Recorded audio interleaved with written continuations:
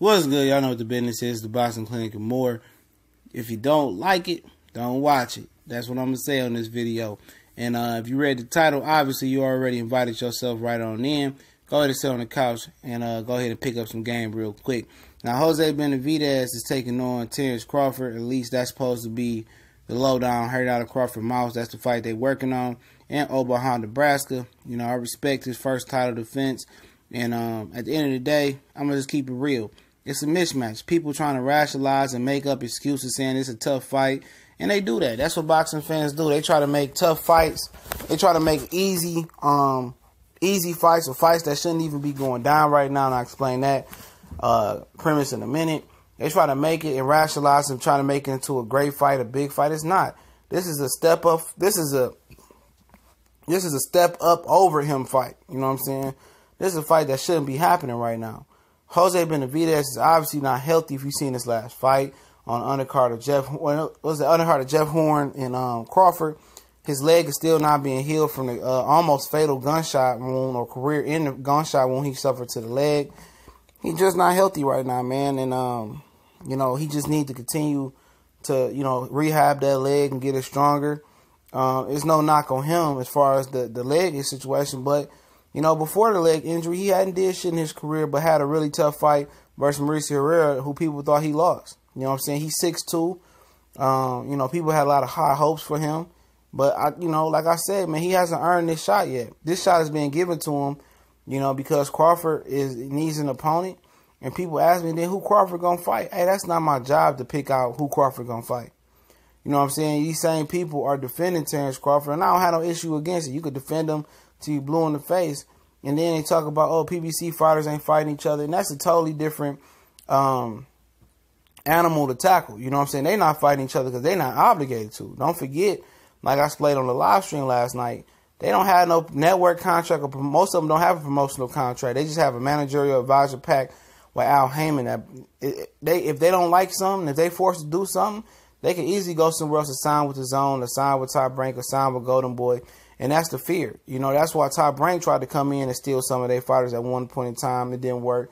And that's why Eddie tried to do it, and it didn't work for him. But they're available to be had at the right price, and nobody came at the right price to snag them up yet. But like I said, they can't make them guys do nothing because they don't have them under a contract. But yeah, I'm not saying that Crawford had to fight a PBC fighter this fight. I just want to see the level of competition better than that. You know what I'm saying? But not just better than that. It could be on par. It could have been English. It could have been Adamas. But, you know, he's not healthy. That's my whole point. People saying that Benavidez is going to knock out Crawford and he a tough test. No, he's not. No, he's not. This is a layup for Crawford. Crawford struggled with him. Then he don't need to be in the same breath as Free Smoke Jr. You know, he don't need to be in the same breath as Danny Garcia. He don't need to be in the same breath as Sean Porter. You know, Keith Thurman. This dude ain't on that level. You know what I'm saying?